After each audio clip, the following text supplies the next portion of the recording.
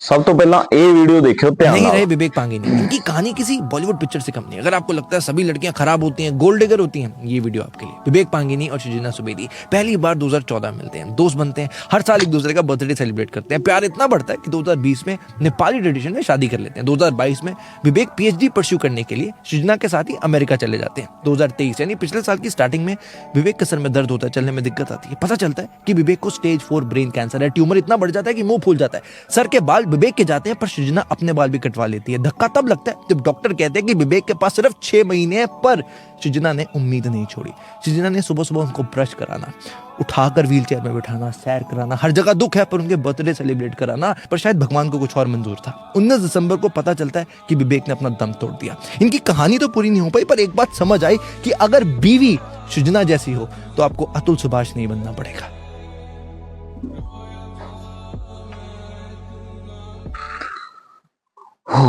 हाँ जी दोस्तों, की हाल चाल? उम्मीद करते हैं तुम सारे वधिया होवोगे।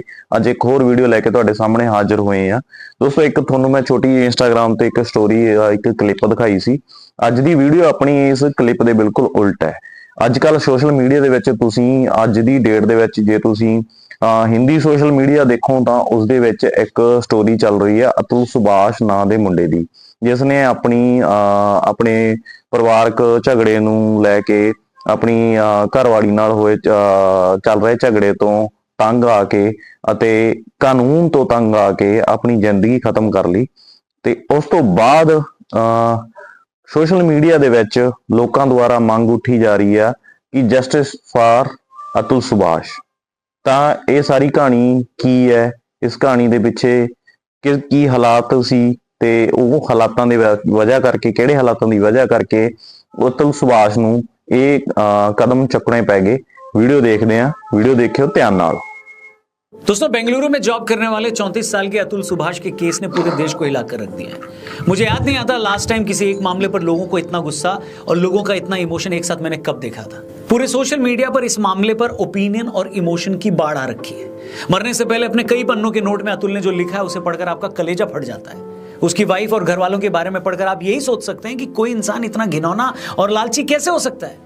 इस लेटर में अतुल ने अपने 4 साल के बेटे के लिए जो बातें लिखी हैं दोस्तों, उसे पढ़कर आप परेशान हो जाते हैं और बार बार यही ख्याल आता है कि काश अतुल के इस दुख का पहले पता होता तो कोई कुछ कर पाता, अतुल को इस दुनिया से जाने से रोक पाता, उन्हें उनके बेटे से मिलवा पाता।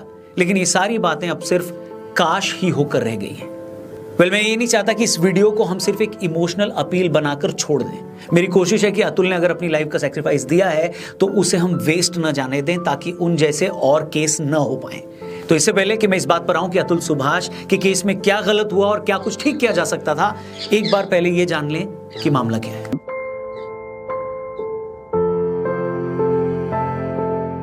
आपको बता दें, मूल रूप से बिहार के रहने वाले अतुल सुभाष बेंगलुरु में as an AI engineer job कर रहे थे। खुद अतुल ने अपने आखिरी नोट में बताया कि उन्होंने 2019 में एक मैट्रिमोनी साइट से मैच मिलने के बाद निकिता सिंघानिया से शादी की थी। शादी के अगले ही साल 2020 में उन्हें एक बेटा हुआ। अतुल ने अपने नोट में लिखा है कि उनकी पत्नी हर पूजा या शादी पर 6 साड़ियां और एक गोल्ड सेट की डिमांड करती थी। इन सालों में उन्होंने अपने ससुराल वालों को भी उनके बिजनेस के लिए 20 लाख रुपए से ऊपर दिए थे। अतुल ने कहा कि मेरी वाइफ और उनके घर वालों की पैसे की डिमांड लगातार बढ़ रही थी। 2021 में जब उन लोगों को पैसे देने मैंने बंद किए तो मेरी पत्नी हमारे 1.5 साल के बेटे को लेकर घर छोड़कर चली गई। अतुल ने इसके बाद जब अपनी पत्नी से तलाक मांगा तो उसकी वाइफ ने दहेज समेत अलग अलग सेक्शन में अतुल पर 9 केस दर्ज करा दिए। अतुल की वाइफ ने जानबूझकर उन्हें परेशान करने के लिए सारे केस यूपी के जौनपुर में दर्ज करा दिए, जबकि वो खुद भी जौनपुर में नहीं रहती थी। अतुल को पिछले 2 सालों में 50 बार से ज्यादा बार जौनपुर आना पड़ा। पहले उनकी पत्नी ने अतुल से उनके बच्चे के लिए 40,000 के मेंटेनेंस की डिमांड की और अपने लिए 1 करोड़ रुपए हर्जाना मांगा। जब अतुल 40,000 देने के लिए रेडी हो गए तो अतुल की बीवी ने हर्जाने की रकम बढ़ाकर 3 करोड़ कर दी। अतुल ने इस बात की शिकायत जब जज से की तो जज ने उल्टा अतुल को कहा कि तुम्हारे पास इतने पैसे होंगे तभी तो वो मांग रही है। मगर अब मैं जो आपको बताने जा रहा हूं उसे सुनकर आपके होश उड़ जाएंगे। अतुल ने कोर्ट में जज को जब यह बताया कि एनसीआरबी का डेटा बताता है कि दहेज के झूठे केसों के चलते कितने ही मर्द हर साल सुसाइड करते हैं, तो अतुल की बीवी या सास ने कहा कि ऐसा है तो तुम क्यों नहीं सुसाइड कर लेते।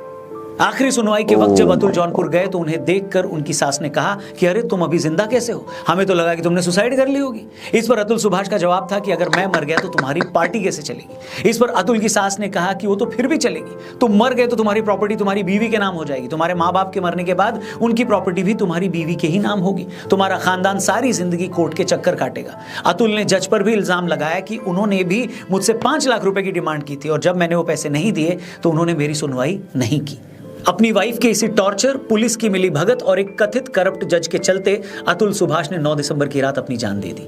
अपनी जान देने से पहले उन्होंने 40 पन्नों का एक नोट लिखा और 1-1.5 घंटे का वीडियो भी रिकॉर्ड किया। अतुल इस सिस्टम से इतने नाराज थे कि उन्होंने अपने नोट में यह तक लिख दिया कि मेरी अस्थियों को तब तक ना बहाया जाए जब तक कि मुझे इंसाफ नहीं मिल जाता, और अगर मुझे इंसाफ न मिल सके तो मेरी अस्थियों को कोर्ट के बाहर किसी गटर में बहा दिया जाए। कई पन्नों के अपने आखिरी नोट में अतुल ने ऐसी ऐसी बातें लिखी हैं जिसे पढ़कर आपका कलेजा फट जाएगा। क्या आप उस इंसान के दर्द का अंदाजा भी लगा सकते हैं जिसने अपनी बीवी और उसकी फैमिली को खुश करने के लिए सब कुछ किया, अपने साले तक के काम में मदद करी, अपने ससुराल को लाखों रुपए दिए, पत्नी की हर खुशी का ख्याल रखा। उस शरीफ आदमी को इतना मजबूर कर दिया गया कि उसने परेशान होकर अपनी ही जान दे दी। उसे 2 सालों से अपने बच्चे से नहीं मिलने दिया गया, उसके माँ बाप पर झूठे केस किए गए, वो भी तब जब आपने अपनी बीवी के लिए हर वो पॉसिबल चीज की जो आप कर सकते थे। मैं मानता हूं कि इस देश में औरतों के हक के लिए जो कानून बने हैं उसका अपना इतिहास है, उसकी जरूरत भी है, लेकिन क्वेश्चन ये है, सवाल ये है दोस्तों कि इन्हीं कानूनों का फायदा उठाकर कई महिलाएं सीधे साधे मर्दों को फंसा देती हैं, उन्हें अपनी जान देने के लिए मजबूर कर देती हैं। उन महिलाओं का क्या जिन मामलों में औरतें ये साबित नहीं कर पाती कि सच में उनके पति ने उनसे दहेज मांगा था या नहीं, तो क्या उन मामलों में औरतों को भी कभी सजा होती है? ना, बिल्कुल नहीं होती। ऐसे मामलों में आखिर ऐसा कोई कानून क्यों नहीं है जो ये तय कर सके कि बच्चों के मेंटेनेंस के लिए या अपने हर्जाने के लिए औरतें कितना पैसा मांग सकती हैं? अतुल के केस में ही ये कैसे डिसाइड हो गया कि निकिता को अपने 2 साल के बच्चे की परवरिश के लिए 40,000 रुपए महीना चाहिए? आखिर उसने कैसे तलाक के बदले 1 करोड़ के बजाय सीधे 3 करोड़ रुपए मांग लिए? ये तो दहेज कानूनों की आड़ में मर्दों के साथ लूटपाट है, डे लाइट रॉबरी है। आखिर क्या रीजन है कि ऐसे केसेस में बच्चों की जॉइंट कस्टडी नहीं दी जाती? क्यों बाप को तरसाया जाता है? वो बेचारे तो अपने बच्चों का मुंह तक नहीं देख पाते। वेल, मैं साफ कह दूं कि जब मैं ये सारी बातें कर रहा हूं तो मैं कोई 498 या दहेज प्रताड़ना के लिए बने कानूनों के अगेंस्ट नहीं हूं। हर साल सिर्फ दहेज के मामलों में परेशान होकर 8,500 महिलाएं अपनी जान दे देती हैं। ये नंबर ही बताने के लिए काफी है कि ये लॉ कितना जरूरी है। लेकिन प्रॉब्लम वहां है जहां शहरी इलाकों में कुछ औरतें इस कानून को हथियार बनाकर मर्दों को ब्लैकमेल करती हैं, उनसे पैसे ऐंठती हैं, उनके माँ बाप को जेल भिजवा देती हैं और आदमियों को पता ही नहीं होता कि करना क्या है। आखिर क्यों मर्दों के हैरेसमेंट के लिए कोई कानून नहीं है? सवाल यही है। मैं कहता हूं साल में ऐसे 1000 केस भी क्यों ना आते हो, लेकिन कोई कानून तो होना चाहिए जिसका सहारा लेकर आदमी भी, मर्द भी अदालत में जा सके, अपनी बात रख सके। आज हम एक अतुल सुभाष की बात कर रहे हैं, लेकिन ऐसे कितने ही मामले हर रोज अखबारों के 8-9 पन्ने पर छपकर खत्म हो जाते हैं और किसी को हवा तक नहीं लगती। कुछ दिन पहले इसी तरह के एक मामले में सब इंस्पेक्टर हरीश ने अपनी जान दे दी। इसी तरह प्रोफेसर दीपांशु का मामला है, वो भी 1.5 साल से अपने बच्चे से नहीं मिले थे। इसी तरह के केस में मुंबई के संदीप पासवान ने भी अपनी लाइफ, अपनी जिंदगी खत्म कर दी थी। उनकी मंगेतर और उनकी फैमिली उन्हें लगातार टॉर्चर कर रहे थे। उन्होंने भी अपनी जान देने से पहले 20 पेज का एक नोट लिखा था और 20 मिनट का एक वीडियो बनाकर दुनिया को अलविदा कह दिया था। इसी तरह का केस तमिलनाडु के वास्को अनिल का भी है, जिन्होंने शादी के सिर्फ 2 महीने बाद ही अपनी जान दी थी। उनकी अपनी बीवी से जरा सी कोई बात हुई थी जिसके बाद उसके ससुराल वाले लगातार उन्हें जेल भिजवाने की बात कर रहे थे, धमकियां दे रहे थे। वास्को के ससुर यूपी पुलिस में कांस्टेबल थे। वास्को की मौत के 1.5 साल बाद भी पुलिस ने इस मामले में कोई रिपोर्ट नहीं लिखी, लेकिन उनकी पत्नी ने जरूर वास्को के माँ बाप पर केस करवा दिया। आप उन माँ बाप की हालत के बारे में सोच सकते हैं जिन्होंने पहले अपना बेटा खोया और अब वो अपने आप को बेगुनाह साबित करने के लिए अदालतों के चक्कर काट रहे हैं। मैं पूछता हूं, अगर कानून की नजर में सब बराबर हैं तो ऐसे झूठे केसों से खुद को बचाने के लिए मर्दों के पास क्या ऑप्शन है? ऐसे मामलों में कानून उनकी क्या मदद करता है? जवाब है कुछ नहीं। और आपको पता है ऐसे मामलों में एक सबसे खतरनाक ट्रेंड क्या है? कई औरतें जिनका शादी के बाद एक्स्ट्रा मैरिटल अफेयर होता है, जब उनके पतियों को इस बात का पता लगता है और वो ऑब्जेक्शन करते हैं तो ऐसी औरतें सीधे सीधे अपने हस्बैंड को धमकी देती हैं कि अगर तुमने इस मामले को ज्यादा उछाला या किसी को बताया तो मैं तुम्हारे खिलाफ 498 का केस करवा दूंगी। दीपिका नारायण भारद्वाज डॉक्यूमेंट्री मेकर हैं और उनकी संस्था ऐसे मर्दों के हक के लिए लड़ाई लड़ती है। दीपिका ने अपने ट्विटर हैंडल पर बताया कि अतुल के केस के बाद उनके पास अब तक ऐसे हजारों मैसेजेस आ चुके हैं। ऐसे एक मैसेज में एक आदमी ने लिखा है कि मेरी वाइफ का किसी के साथ एक्स्ट्रा मैरिटल अफेयर चल रहा था और उसके साथ मेरी वाइफ के फिजिकल रिलेशन भी थे। एक बार मैंने मेरी वाइफ को उस आदमी के साथ रंगे हाथों पकड़ लिया। मैंने जब ये बात वाइफ के घर वालों को बताई तो उन्होंने लिटरली मुझसे भीख मांगी कि मैं उसे माफ कर दूं। उस आदमी ने कहा कि मेरी फैमिली की भी रेपुटेशन का सवाल था तो मैंने उसे माफ कर दिया। लेकिन कुछ दिन बाद मैंने मेरी वाइफ को फिर से उस आदमी के साथ पकड़ लिया। इस बार जब मैंने उनकी फैमिली से शिकायत की तो मेरे ससुर जी ने कहा कि फिर क्या हो गया, एडजस्ट कर लो। इसके बाद मैं तलाक लेने कोर्ट गया तो मेरी वाइफ ने मुझ पर 9 झूठे केस करवा दिए और आज मेरी जिंदगी नर्क हो रखी है। अब क्या कोई कानून का एक्सपर्ट मुझे बताएगा कि ऐसे मामलों में एक मर्द करे तो करे क्या? एक तो उसके साथ धोखा हो रहा है, उसका भरोसा तोड़ा गया और सामने वाले ने जब इसकी शिकायत करी तो उल्टा उस पर ही केस कर दिया गया। मतलब जैसे लॉज हैं उसमें आदमी अपनी बीवी का धोखा भी सहे और उस पर ऑब्जेक्ट करे तो उल्टा उस पर ही केस कर दिया जाए। ये किस तरह की सोसाइटी बना रहे हैं? मैं फिर कह रहा हूं कि ऐसा नहीं है कि औरतें धोखा देती हैं तो आदमी नहीं देते, आदमी उससे कहीं ज्यादा देते हैं। औरतें अगर दहेज के झूठे मामले दर्ज करवाती हैं तो औरतों के साथ दहेज के लिए होने वाले सच्चे मामले भी लाखों में हैं और ऐसे ही मामलों में औरतों को ताकत देने के लिए 498 जैसे कानून भी बने हैं। लेकिन फिर सवाल यही आता है कि अगर औरत भी आदमी की तरह चालाक है, धोखेबाज है, लालची है तो ऐसे मामलों में यही कानून आदमी को यानी मर्द को क्या ताकत देता है? इसका जवाब है कुछ नहीं।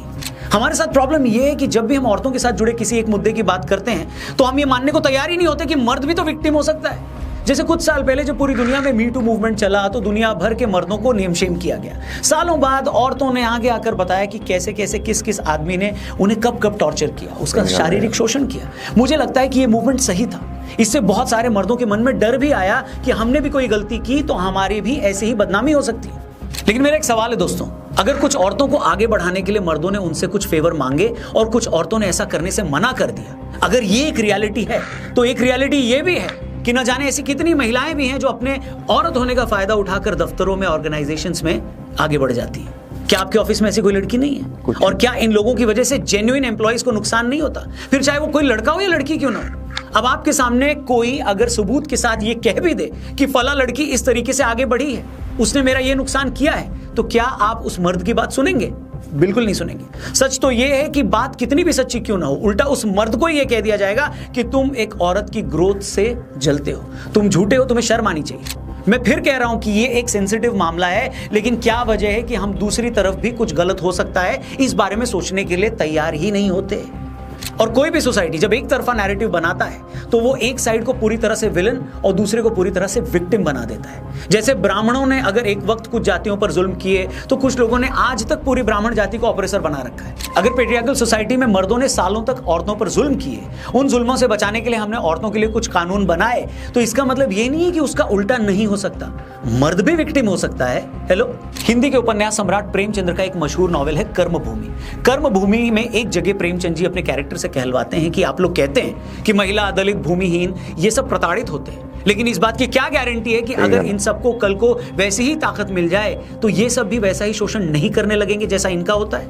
मतलब बुराई आदमी या औरत, ऊंची जाति या नीची जाति में नहीं है। बुराई उस ताकत में है जो एक इंसान को पैसे या कानून या अपनी जाति धर्म से मिलती है। अब ये उस आदमी पर डिपेंड करता है कि वो उस ताकत का कैसे इस्तेमाल करता है। दहेज विरोधी कानूनों ने जहां लाखों करोड़ों औरतों को ताकत दी है, तो यह भी सच है कि इन्हीं कानूनों की ताकत का इस्तेमाल करके लाखों मर्दों का भी वैसे ही शोषण हो रहा है जैसा औरतों का होता आया है।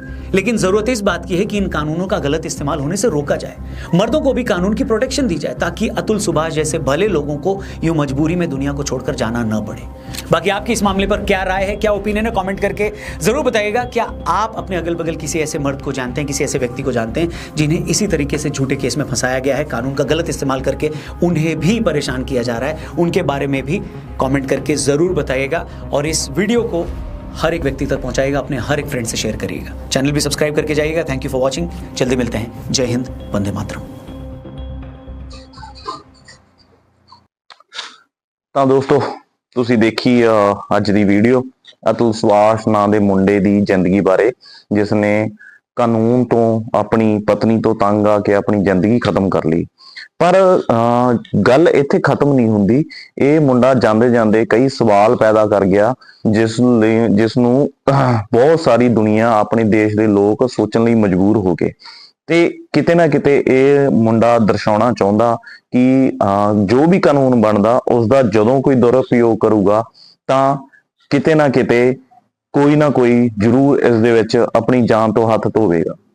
ਤਾਂ ਅੱਜ ਦੀ ਵੀਡੀਓ ਤੁਸੀਂ ਪਹਿਲੀ ਵੀਡੀਓ ਜ਼ਰੂਰ ਦੇਖੀ ਹੋਊਗੀ। ਪਹਿਲੀ ਵੀਡੀਓ ਦੇ ਵਿੱਚ ਆਪਾਂ ਦਿਖਾਇਆ ਕਿ ਇੱਕ ਔਰਤ ਨੇ ਆਪਣੇ ਪਤਨੀ ਦਾ ਐਂਡ ਤੱਕ, ਉਸਦੀ ਲਾਈਫ ਦੇ ਐਂਡ ਤੱਕ ਕਿਵੇਂ ਸਾਥ ਦਿੱਤਾ, ਤੇ ਦੂਜੀ ਵੀਡੀਓ ਦੇ ਵਿੱਚ ਆਪਾਂ ਇਹ ਦਿਖਾਇਆ। ਤਾਂ ਇੱਥੇ ਗੱਲ ਸਿਰਫ ਔਰਤ ਜਾਂ ਮਰਦ ਦੀ ਨਹੀਂ, ਸਿਰਫ ਗੱਲ ਇਹ ਹੈ ਕਿ ਕਾਨੂੰਨ ਨੂੰ ਸਾਰਿਆਂ ਵਾਸਤੇ ਇੱਕੋ ਨਜ਼ਰ ਨਾਲ ਦੇਖਣਾ ਚਾਹੀਦਾ।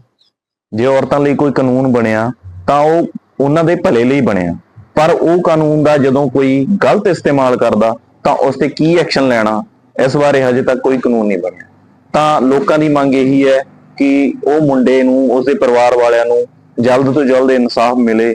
ਫਿਲਹਾਲ ਇਹ ਕੇਸ ਹਜੇ ਕੋਰਟ ਦੇ ਵਿੱਚ ਚੱਲ ਰਿਹਾ, ਇਸ ਬਾਰੇ ਆਪਾਂ ਕੁਝ ਨਹੀਂ ਦੱਸ ਸਕਦੇ ਕਿ ਕੀ ਫੈਸਲਾ ਆਊਗਾ, ਕੀ ਗਲਤ ਹੈ ਕੀ ਸਹੀ ਹੈ। ਸਾਡਾ ਮਕਸਦ ਸੀ ਤੁਹਾਨੂੰ ਇਹ ਵੀਡੀਓ ਦਿਖਾਉਣਾ ਤੇ ਆਪਣੇ ਆਪ ਦੇ ਵਿੱਚ ਜੱਜ ਕਰਨਾ ਕਿ ਕੌਣ ਸਹੀ ਹੈ ਕੌਣ ਗਲਤ ਹੈ। ਤਾਂ ਅੱਜ ਦੀ ਵੀਡੀਓ ਆਪਣੀ ਇੱਥੇ ਹੀ ਸਮਾਪਤ ਹੁੰਦੀ ਹੈ। ਤੁਹਾਨੂੰ ਵੀਡੀਓ ਵਧੀਆ ਲੱਗੀ ਤਾਂ ਇੱਕ ਕਮੈਂਟ ਜ਼ਰੂਰ ਕਰ ਦੇਣਾ। ਚੈਨਲ ਨੂੰ ਦੇਖਦੇ ਰਹਿਣਾ, ਸਬਸਕ੍ਰਾਈਬ ਜ਼ਰੂਰ ਕਰਨਾ। ਹੋਰ ਵੀਡੀਓ ਲੈ ਕੇ ਜਲਦੀ ਮਿਲਾਂਗੇ, ਤਦ ਤੱਕ ਲਈ ਸਾਨੂੰ ਦਿਓ ਇਜਾਜ਼ਤ। ਧੰਨਵਾਦ।